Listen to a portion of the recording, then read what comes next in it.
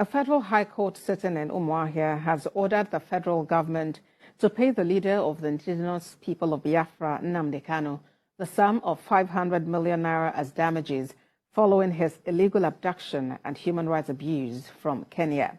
The court also ordered the federal government to return him to Kenya from where he was extradited to Nigeria on the 19th of June 2021. The presiding judge, Justice Nnamdi, insisted the extradition of Nnamdi Kanu from Kenya without recourse to the legal process was a flagrant abuse of his fundamental human rights. Justice Nnamdi held that the respondent failed to disprove the claims of the applicant that he was arrested, blindfolded, tortured, and chained to the ground for 8 days in Kenya before his extradition to Nigeria. Mr. Kanu, through his special counsel, Aloy Jimako, had approached the court challenging his extradition from Kenya.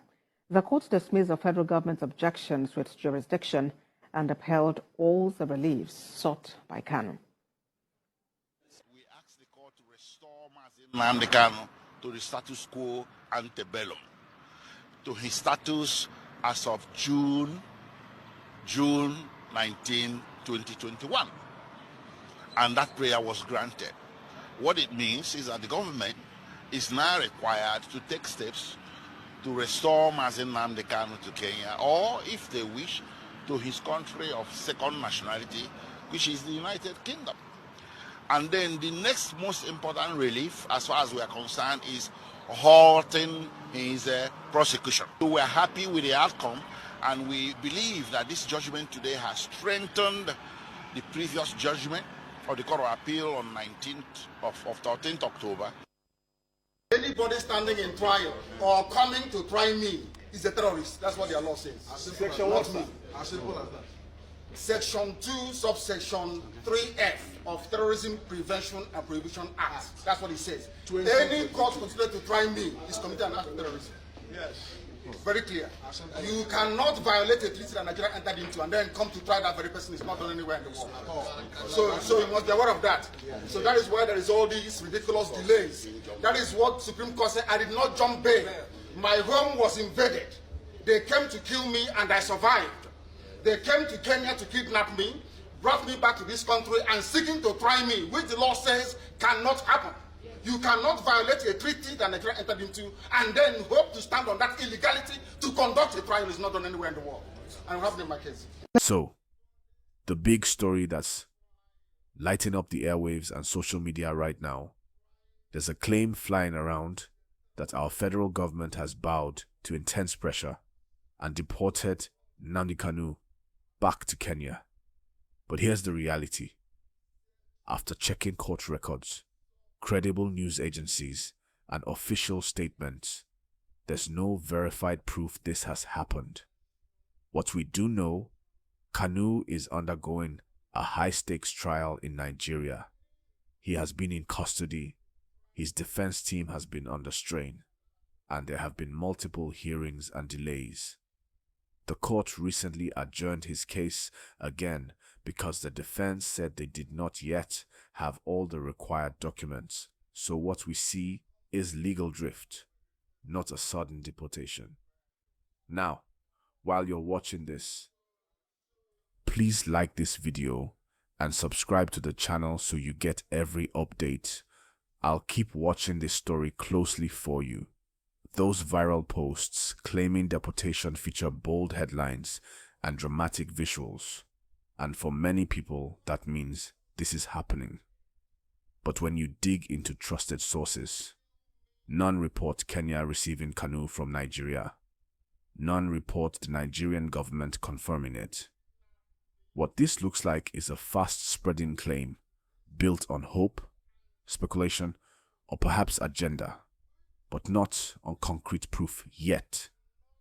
And let me ask you, if a claim like this gets widely shared without a source, do you press the share button or do you stop and check it first? Drop your answer in the comments. Meanwhile, don't forget to subscribe and hit the notification bell. So why does this matter? Because if people believe Kanu has been deported, it changes the narrative entirely. It becomes opposition wins or government gives up. that has political impact. It affects how regions see justice, how citizens view the system. And when the reality is different, trust erodes. Right now, what the system needs is transparency. This case has flown under many headlines.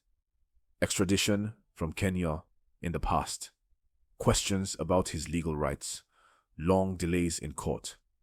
This moment simply adds another layer. If the government were to arrange a deportation, it would trigger diplomatic questions, legal issues, and public storms.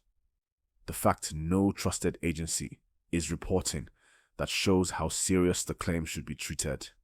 Verify, don't amplify. Please hit that like button again if you agree every viral story deserves a second look. Share this video with someone who forwards claims without checking. Keep your eyes on 3 critical signals for this story. First, court documents or official statements from the Nigerian government acknowledging any transfer or deportation. Second, announcements from Kenya's Foreign Ministry or Immigration Authority confirming receipt. Third, independent news agencies with correspondents in both countries reporting clearly. Until those align, treat the story as unverified. Supporters of Kanu might want to believe this is a breakthrough.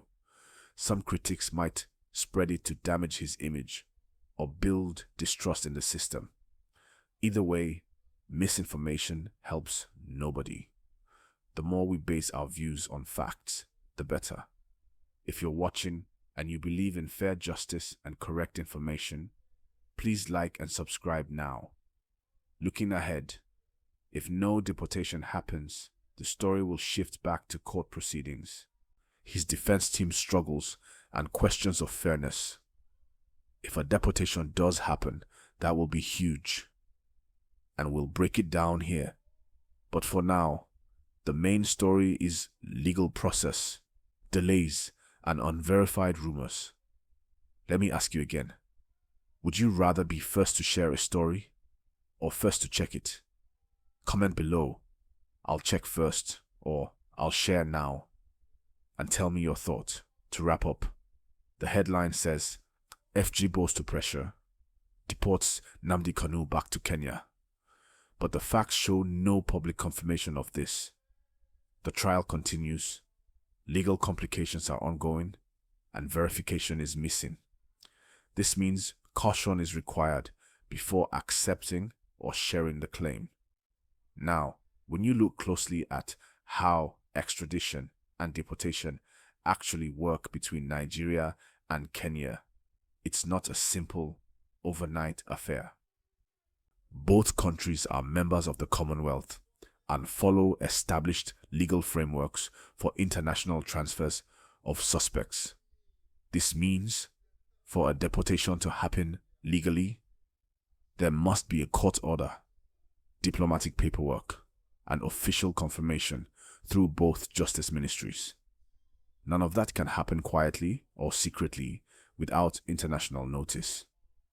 So when we hear claims like Nnamdi Kanu deported back to Kenya, we must remember how the system operates.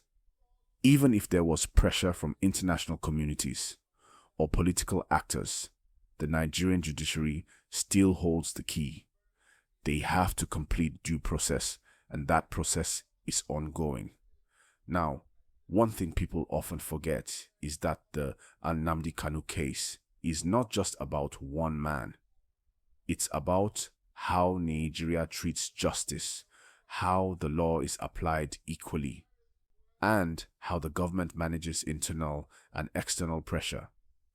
Every time there's a rumor or twist in his case, it reflects a much bigger conversation about transparency, unity, and how people perceive fairness in governance. I want to remind you again, if you've been following this gist till now, please like this video and subscribe to the channel. Your support helps keep conversations like this balanced, fact-based, and open to everyone. Now, Coming back to the main point, the federal government hasn't confirmed any deportation. Kenya hasn't confirmed receiving anyone, and no credible court documents have surfaced. What we're seeing right now is confusion mixing with anticipation. Some people truly want to believe that something has shifted, while others want to use that story to push their own narratives. And that's why we must keep our minds open, but our judgment clear. As of this moment, Nnamdi Kanu remains in custody in Nigeria, and his trial continues at the Federal High Court in Abuja. What we expect next is another hearing date, possibly more legal debates from both sides, and maybe even a formal statement from his lead counsel, Aloy Ejimako, to clarify the situation. Let's not forget, this same cycle has happened before. False reports, quick shares, and then silence when the truth comes out. That's why it's so important that we don't jump to conclusions until the facts are confirmed. Please take a moment now to like, subscribe, and turn on notifications, because the next few days might bring official statements, and you'll want to be among the first to get them right here. To conclude everything, the story about deportation is not confirmed.